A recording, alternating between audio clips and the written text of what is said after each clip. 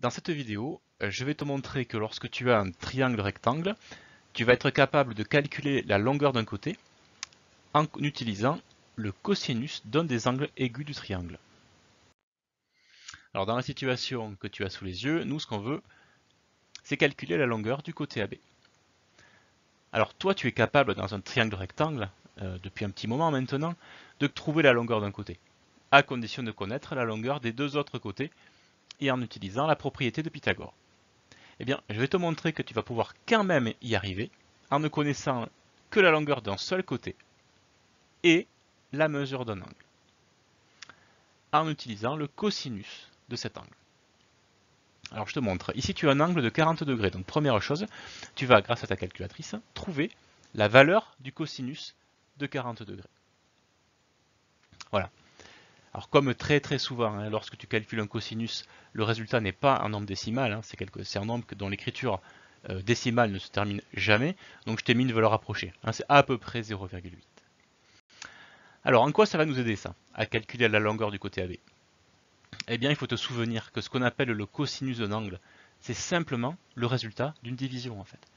C'est le résultat de la division entre la longueur du côté adjacent à l'angle et la longueur de l'hypoténuse.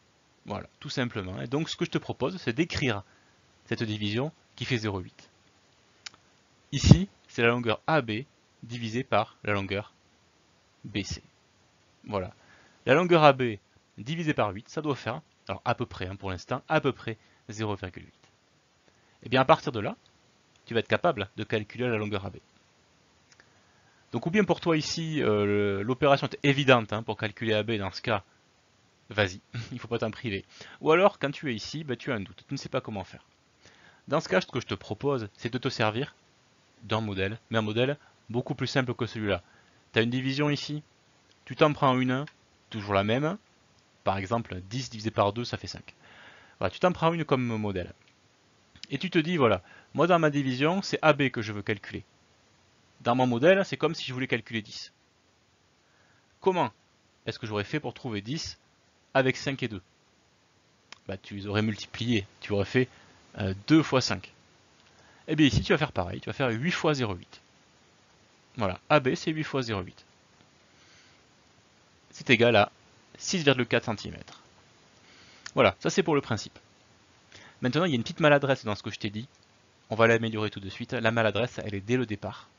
C'est que comme je t'ai dit tout à l'heure, tu sais que le cosinus d'un angle, ça tombera très rarement juste.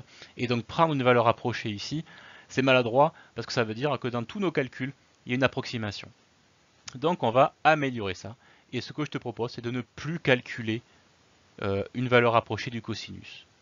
C'est-à-dire au lieu de mettre 0,8, tu vas conserver l'écriture cos 40. Au moins tu auras une valeur exacte. Du coup, au lieu de faire 8 fois 0,8, tu vas faire 8 fois cos 40. Et en faisant 8 fois cos 40, alors avec ta calculatrice, bien sûr, elle va savoir le faire, tu trouves que le résultat est de 6,1 cm. Nous, on avait trouvé 6,4. Donc 6,1, c'est toujours une valeur approchée. Par contre, beaucoup plus précise que 6,4. Donc c'est comme ça qu'on va faire. Et donc vraiment, je t'encourage dans tes calculs à partir de tout de suite de ne pas calculer les valeurs approchées du cosinus, mais de conserver l'écriture cos 40. Allez, je te fais un deuxième exemple avant de terminer. Donc ici, on veut calculer la longueur RT. Donc comme tout à l'heure, on va partir du cosinus de l'angle, puisqu'on connaît le côté adjacent à l'angle et on veut trouver l'hypoténuse, donc on va être capable d'écrire la division ici qui correspond au cosinus. Le cosinus de 25 degrés, c'est le côté adjacent à l'angle divisé par l'hypoténuse, donc 9 divisé par RT. Tu vois qu'ici, je ne m'embarrasse pas du calcul de cos 25, je garde l'écriture, comme je viens de te dire, c'est le mieux qu'on puisse faire. Comment fait-on ici pour calculer RT? Eh bien, tu te sers du modèle. On veut calculer RT. Donc dans le modèle, c'est comme si on voulait calculer 2, avec 10 et 5.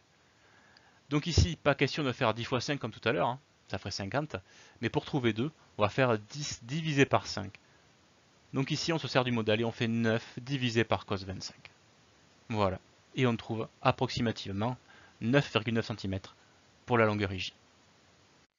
Voilà, je t'ai montré comment, dans un triangle rectangle, calculer la mesure d'un côté en connaissant la mesure d'un autre côté et d'un angle aigu du triangle.